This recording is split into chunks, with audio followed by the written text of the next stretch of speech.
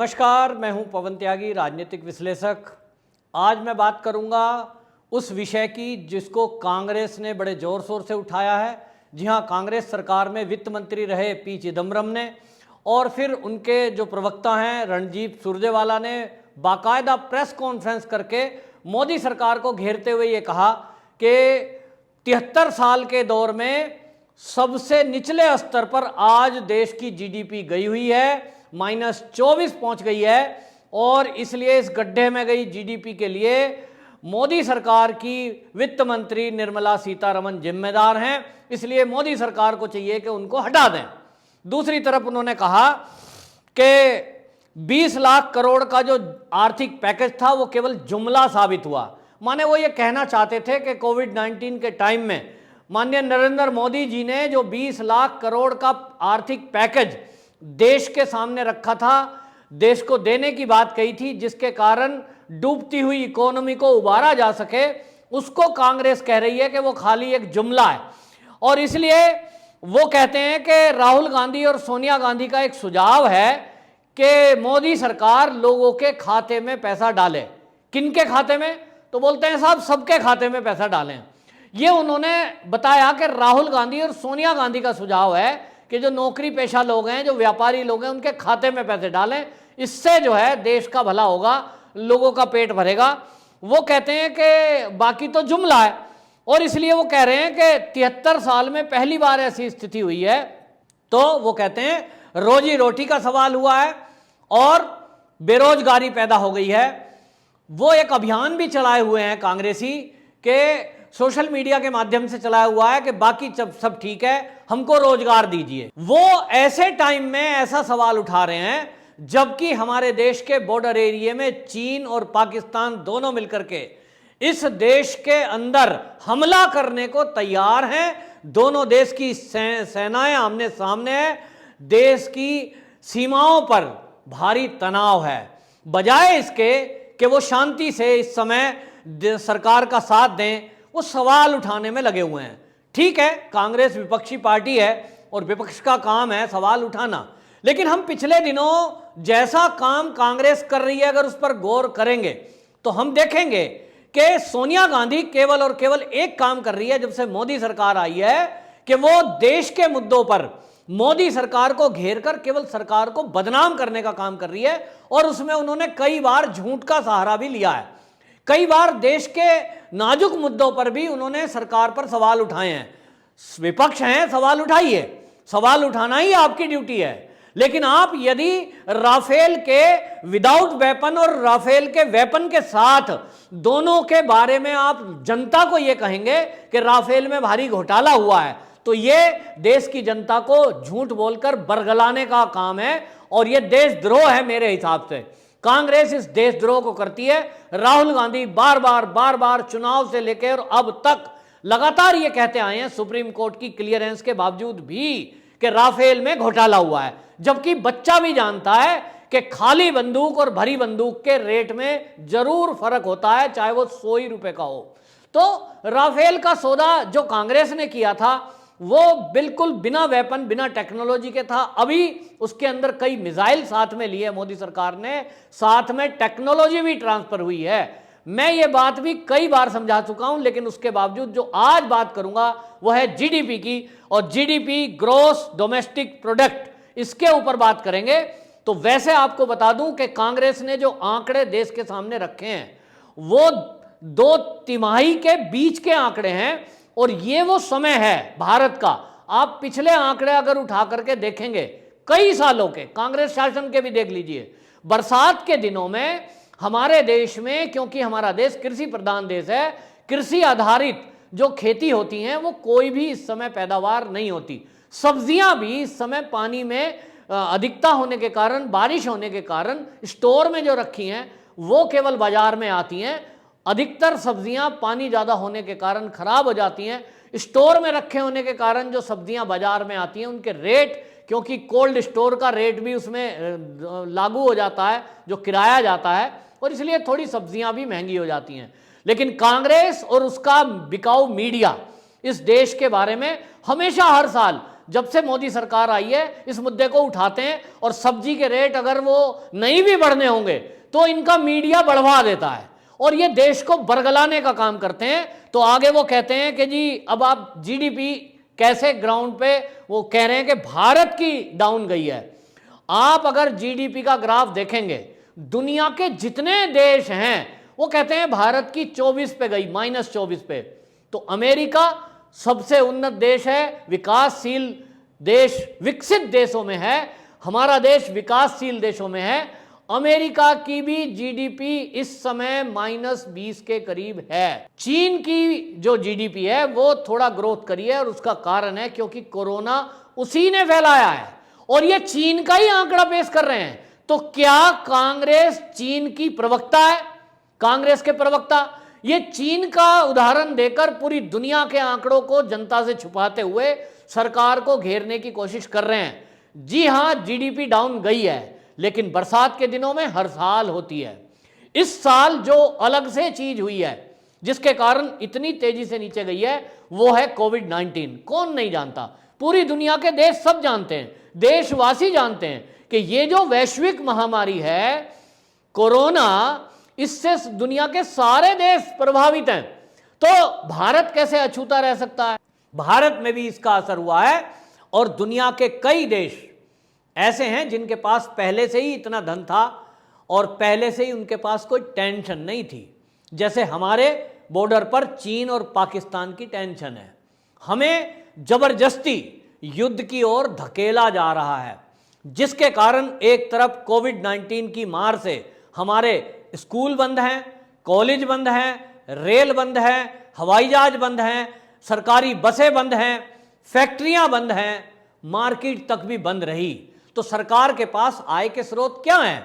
सरकार के पास आय के स्रोत हैं यही उद्योग धंधे जो टैक्स देते हैं। स्कूल और कॉलेज जहां हम फीस भरते हैं बच्चों की, फिर वो स्कूल वाले कुछ टैक्स देते हैं, वो अपने टीचरों को सैलरी देते हैं, फैक्ट्री वाले अपने कर्मचारियों को सैलरी देते हैं, जिसके कारण वो खरीदारी करते हैं। फिर जब खरीदारी ज्यादा होती है, उन खरीदारियों से भी सरकार को रोड टैक्स मिलता है जो वाहन खरीदते हैं, और सेल टैक्स के नाम पर गवर्नमेंट को पैसा मिलता है।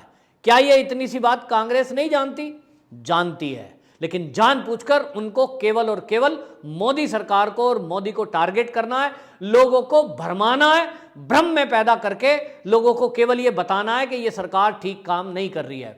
ये कांग्रेस झूठ आधारित राजनीति इस समय कर रही है, क्योंकि कांग्रेस का कोई अस्तित्व इस देश में अब बचा नहीं है, और इसलिए लोगों को झूठ बोलकर बरगला ली है। क्या वो जानती नहीं है कि इस कोविड-19 की महामारी में जहां एक तरफ सारे उद्योग धंधे बंद हैं, स्कूल कॉलेज बंद हैं, सरकारी ट्रांसपोर्ट बंद है, तो सरकार की आय का स्रोत जो रेलगाड़ी है, जो हवाई जहाज है, ये बंद है, और इसके कारण सरकार के पास पैसा नहीं आ रहा। दूसरी तरफ जितने भी सरकारी कर्मचारी हैं उन सबको पूरी की पूरी सैलरी भारत सरकार ने दी है, चाहे वो रेलवे हो, चाहे वो एयरलाइंस हो, चाहे वो कोई भी हो, सबको मिली है। और इतना ही नहीं, तो उद्योग चलाने वाले लोगों को भी आर्थिक पैकेज से ये दिया गया है।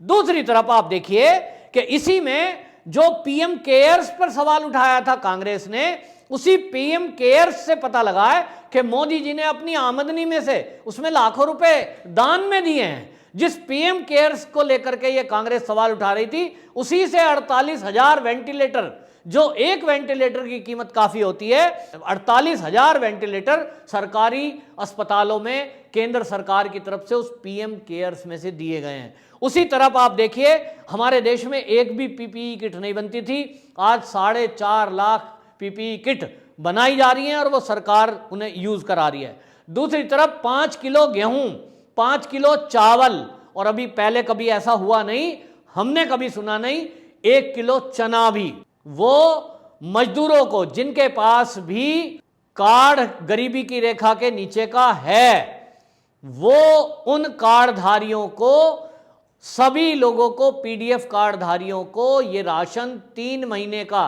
पहले और अब 3 महीने और आगे का फ्री में दिया गया। जी हां, राशन में छूट दर पर नहीं, फ्री में दिया गया। तो ये कहां से आया? सरकार के पास आमदनी है नहीं, लेकिन दूसरी तरफ फ्री में इलाज दिया गया। सबको कोविड-19 में फ्री जांच की गई, जिसकी जांच प्राइवेट अस्पताल में 7 से 8 हजार रुपए में होती है। सरकार डेली लाखों लोगों का टेस्ट कर रही है, वो भी फ्री में, इलाज दे रही है, वो भी फ्री में। क्वारंटाइन सेंटरों पर लोगों को रखा जा रहा है, उनका भोजन पानी की व्यवस्था भी फ्री में, रहने की व्यवस्था फ्री में। और आपको बताऊं, 20 करोड़ गरीबों को लगभग 62,000 करोड़ रुपया उनके खाते में दे दिया गया। महिलाओं के खाते में 500 रुपए जो दिए गए थे, बहुत लोगों को मिल चुके हैं जिनको वो मिलने चाहिए थे। उसी तरह 9 करोड़ किसानों के खाते में लगभग 54,000 करोड़ रुपया खाते में ट्रांसफर कर दिया गया, जिसके बारे में कांग्रेस के रणदीप सुरजेवाला कह रहे हैं कि 20 लाख करोड़ का केवल जुमला है। जी जुमला नहीं है रणदीप सुरजेवाला जी, वो जुमला अगर होता तो ये जो 9 करोड़ किसान हैं, इनके खाते में 54,000 करोड़ रुपए गए हैं, ये कहां से गए हैं? वो 20 लाख करोड़ वाले पैकेज से गए हैं। 20 करोड़ किसानों के खाते में 62,000 करोड़ रुपए गए हैं, वो 20 लाख करोड़ रुपए वाले कोविड-19 के पैकेज में से गए हैं। तो आपको अगर ये पैसा जो गरीबों को मिल रहा है, इससे दिक्कत है और आप ये चाहते हैं कि माला माल लोगों के जेब में भी पैसा दिया जाना चाहिए, जैसा आपकी सोनिया माता ने सलाह दी है, आप कहते हैं, तो मुझे आपकी बुद्धि पर तरस आता है, सोनिया माता पर तरस आता है कि वो ऐसी सलाह कैसे दे सकती हैं। जिन गरीबों को कोई रोजगार नहीं है, जिनके पास कोई साधन नहीं है, उन गरीबों को जिनके पास वो गरीबी रेखा के नीचे वाला राशन कार्ड है, उनको दिया जा चुका है, राशन भी और पैसा भी। आप किनको दिलवाना चाहते हैं? तो आप सरकार को केवल घेरते हैं, आप भूल जाते हैं, पीएम केयर्स पे बात उठाते हैं, आप सरकार को भूल जा रहे हैं और आप कभी कभी चीन की बात उठाते हैं और आप भूल गए कि हमारे पास आप ही का जो हितैषी है ना चीन, जिससे आपने समझौता किया है कांग्रेस ने, वो मुकाबला करने के लिए इस कोविड-19 के टाइम में सरकार राफेल लाई है, सरकार चिनूक हेलीकॉप्टर लाई है, अपाचे हेलीकॉप्टर आए हैं, S-400 प्रणाली आई है, पिनाका आई है, हमारे पास जो हमारे पास पनडुब्बी है, उसके बाद बुलेट प्रूफ जैकेट्स लाई गई हैं सैनिकों के लिए, और लोगों को फ्री मकान दिए जा रहे हैं, और 6 महीने का राशन फ्री दिया गया है। कहां से आया है ये? सरकार के पास जो अपना भंडार था उसको भी उन्होंने खाली किया है। ये हमारी मजबूरी रही सरकार की। आप सरकार को घेरें, अच्छी बात है, लेकिन आप तुर्की जैसे आतंकी देश का सहारा लेते हैं मन की बात को डिसलाइक कराने के लिए। 2% देशवासी जो कांग्रेसी बैठे थे, उन्होंने उस मन की बात पे डिसलाइक किया आपके कहने से, शायद आपकी सोनिया माता के कहने से, और 98% लोगों ने डिसलाइक किया तुर्की से, क्योंकि कांग्रेस ने पिछले दिनों तुर्की को यह ठेका दिया है, उससे समझौता किया है कि वो आपके लिए प्रचार करेगा। तो तुर्की इस्लामिक कंट्री तो है, लेकिन आतंकियों की सपोर्ट करती है, पाकिस्तान का मित्र देश है। ये विचार देशवासियों को करना है कि वो उनके झांसे में आते हैं कि नहीं। जीडीपी का नकली बहाना दिखाकर कांग्रेस देशवासियों को भटकाना चाहती है। कुछ लोग बिना जाने, बिना पढ़े, बिना सोचे समझे उसको शेयर कर देते हैं, उस पर ओके कर देंगे। कुछ लोग सवाल उठा रहे हैं, इसको सुधरने दीजिए जो हालात हैं, और चीन को सबक सिखा लेने दीजिए। मैं गारंटी देता हूं अपने जिंदगी के अनुभव से, और मोदी जी को जितना मैंने जाना है, कि ये पहले दुश्मन देश जो खड़े हैं ना बॉर्डर पर, और आज देखिए कितनी खुशी की बात है, इस पर कांग्रेसियों ने एक शब्द नहीं बोला कि बड़ी खुशी की बात है, हमारी सेना ने बड़ा पराक्रम किया है, कि चीन ने जो 62 से हमारा क्षेत्र कब्जाया हुआ था, जो कांग्रेस के शासन में दिया गया था, हमारी सेना ने उसको वापस कब्जाया है। लड़ाई अभी बाकी है, सेना बॉर्डर पर खड़ी है। आप इस तरह की भाषा ना बोलिए जिससे दुश्मन देश को कोई लाभ मिले। लेकिन कांग्रेसी अपनी बात करने से बाज नहीं आते। सीए का विरोध फिर से उन्होंने आसाम में शुरू करवा दिया है। ये देश में आग लगाने में खुश रहते हैं, देश तरक्की करे, ऐसा शायद कांग्रेसी चाहते होते तो इस तरह की बात, अनावश्यक बात, सरकार को झूठा घेरने की बात इस समय में कम से कम नहीं करते, जब पूरी दुनिया कोविड-19 से परेशान है। मोदी जी जैसा काम कर रहे हैं, मोदी सरकार जैसा काम कर रही है, पूरी देश और दुनिया उसको सहारा रही है, केवल कांग्रेसियों को नहीं बहा रही है। तो कांग्रेसियों, आंख और कान खोलो तो दिखेगा कि दुश्मन को नाक और चने चबाने वाली जो हमारी सरकार है और जो सेना है, उन दोनों की ताकत, ये हमारी जनता, इसको बरगलाने का काम ना करिए।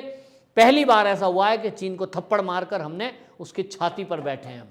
और ये सरकार तब कर रही है, उनको असला चाहिए, गोला बारूद चाहिए, उनको राफेल हेलीकॉप्टर हवाई जहाज चाहिए, एरोप्लेन चाहिए। तो ये सरकार काम कर रही है, कांग्रेस बरगलाने का काम कर रही है। देशवासियों से मेरा इस चैनल के माध्यम से आह्वान है कि कृपया कांग्रेस की जो ये पोल है इसको खोलिए और अधिक से अधिक सोशल मीडिया के माध्यम से आप इसका प्रतिकार करिए। कांग्रेसियों की एक भी चाल कामयाब नहीं होनी चाहिए। वो हर हालत में चीन को लाभ देने वाली बातें करना चाहते हैं, क्योंकि उन्होंने चीन के साथ यही समझौता किया है। वंदे मातरम।